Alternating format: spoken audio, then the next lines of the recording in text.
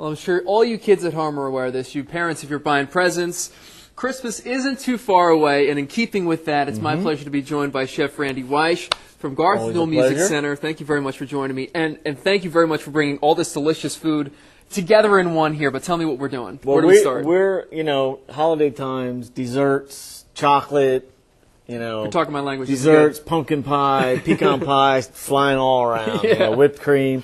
So I thought it would be kind of fun to do a dessert that is classically it's made with puff pastry and vanilla custard. It's called a Napoleon. And nowadays that almost speaks to anything that's kind of stacked. I mean, you can have savory or sweet.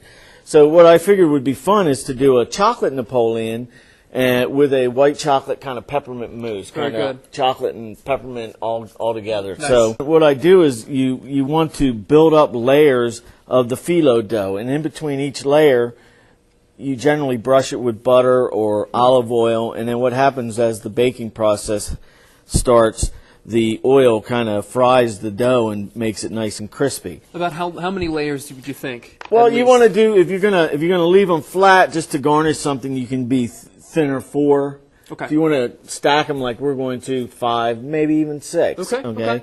So after you get them all stacked up, build up to the height that you want, then what you're going to end up with, triangles, you could cut them in rounds, you could just leave them in rectangles or squares, and then you bake them in the oven till they're crispy. As you see, and very you can crispy see. there.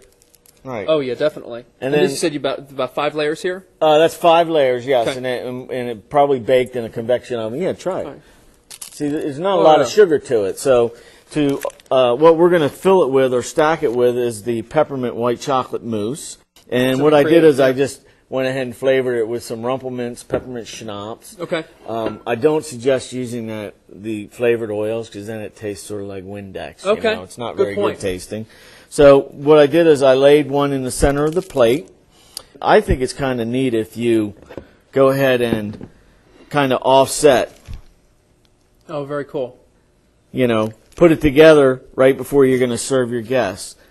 And then we just take some peppermint candies and just go ahead and melt them down for like the holiday effect. And I got a little bit of chocolate and mint sugar. You got every single area covered here. Aspect covered, yeah.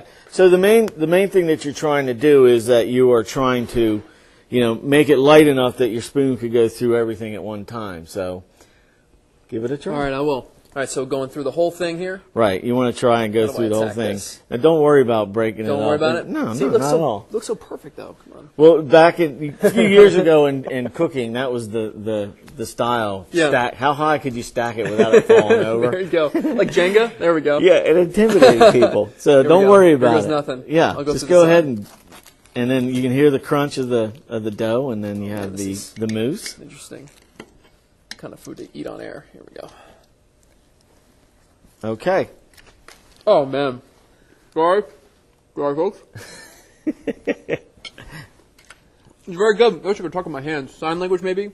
Very, very good. So this is good. Like I said, you do this for Christmas holidays, or if you do it without the peppermint for New Year's Eve. And, of course, we have our New Year's Eve program going on. Going on December the 31st. And then New Year's Day brunch. Very cool. And the Bloody information, Marys and the whole works. Oh, perfect. The information is right on your screen right now. You can actually contact Garth Newell by going to garthnewell.org as well. Chef Randy, thank you very much.